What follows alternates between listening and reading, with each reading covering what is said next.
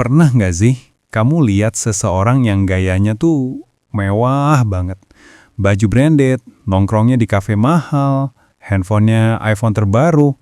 Tapi kalau akhir bulan, ngeluh. Duh, tanggal tua, duit tipis banget. Atau jangan-jangan kamu sendiri pernah ngerasain itu.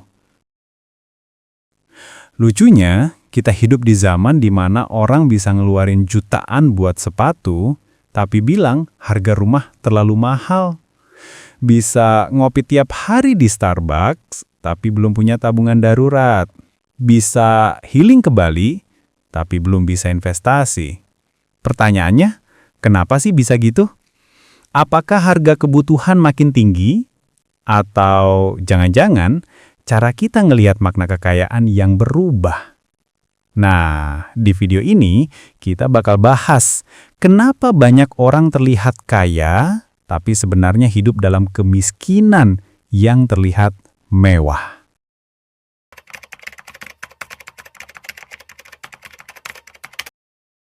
Coba pikir deh, kita tuh jarang beli barang cuman karena butuh. Kita beli karena makna yang nempel di barang itu. Misalnya sepatu Nike, fungsinya ya buat jalan, buat olahraga. Tapi kenapa orang rela bayar 1 juta lebih? Padahal sepatu 200 ribuan di pasar juga bisa dipakai. Karena logo Nike itu bukan cuma tanda, itu cerita. Cerita bahwa kita keren, aktif, sukses. Itu yang disebut nilai simbolik. Nah, ini bukan hal baru. Jauh sebelum zaman TikTok, seorang filsuf ekonomi bernama Karl Marx udah bahas ini sejak abad ke-19. Marx bilang, setiap barang punya 2 nilai. Nilai guna, seberapa bergunanya barang itu. Nilai tukar, berapa harga yang orang mau bayar. Sederhana kan? Barang makin berguna, makin tinggi nilainya. Tapi zaman sekarang, kita nggak beli barang karena butuh, tapi karena maknanya.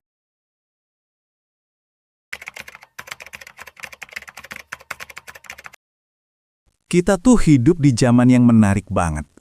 Zaman di mana nilai sebuah barang nggak lagi diukur dari manfaatnya, tapi dari cerita yang menempel di balik mereknya. Kalimat itu kedengarannya rumit ya, tapi sebenarnya maksudnya sederhana banget. Kita nggak beli barangnya, kita beli perasaan yang datang setelahnya. Barang-barang seperti jaket, tas, sepatu, jam tangan, bahkan kopi pun sekarang punya kasta sosialnya sendiri. Kopi saset di warung harganya Rp2.000. Kopi yang sama di coffee shop Instagramable harganya Rp45.000. Rasanya kadang mirip, tapi suasananya dan statusnya beda banget. Karena yang dijual bukan kopi, tapi pengalaman jadi bagian dari circle tertentu. Bahkan logo bisa bikin beda rasa. Kalau minum kopi di rumah pakai gelas polos, rasanya biasa aja. Tapi kalau gelasnya ada logo Starbucks, tiba-tiba rasanya internasional banget, ya nggak? Itulah kekuatan dari nilai tanda. Barang yang sama, fungsi yang sama, tapi karena dikasih makna sosial tertentu, harganya bisa naik berkali lipat. Disinilah psikologinya mulai jalan. Kita nggak cuma pengen punya barang bagus, tapi pengen punya identitas baru lewat barang itu. Kalau dulu identitas dibentuk dari kerja keras, karya, dan pencapaian, sekarang identitas bisa dibentuk dari apa yang kita pakai. Tas bisa jadi simbol aku mapan. Sepatu bisa jadi simbol aku keren. Jam tangan bisa jadi simbol aku sibuk dan produktif.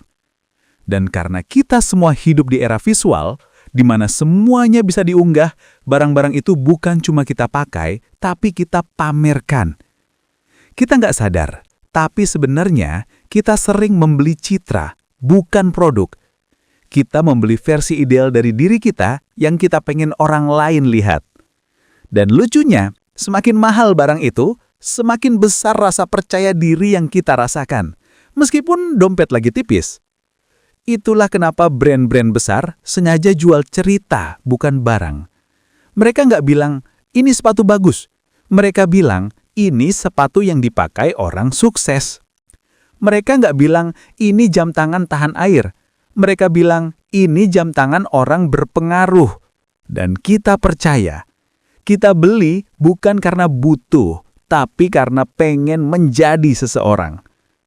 Dari fungsi ke gengsi, dari kebutuhan ke pengakuan, fenomena ini sering disebut luxury poverty trap, alias perangkap kemiskinan mewah.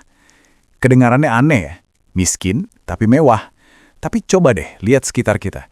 Bahkan mungkin di diri kita sendiri. Dompet tipis tapi outfit selalu on point. Gajinya naik tapi tabungannya nggak ikut naik. Dan setiap akhir bulan muncul pertanyaan klasik. Gajiku kemana ya? Lucunya, semua ini terasa normal. Karena di media sosial, semua orang juga kelihatan sukses. Scroll dikit, ada yang baru beli mobil. Scroll lagi, temen upload foto liburan ke Jepang. Terus muncul perasaan halus tapi bahaya. Kayaknya aku juga harus bisa kayak mereka deh. Padahal kita nggak tahu cerita di balik postingan itu. Bisa jadi itu hasil tabungan bertahun-tahun, bisa juga hasil cicilan 12 bulan, atau malah pinjaman online. Tapi di kepala kita, gambar-gambar itu menanam pesan kecil.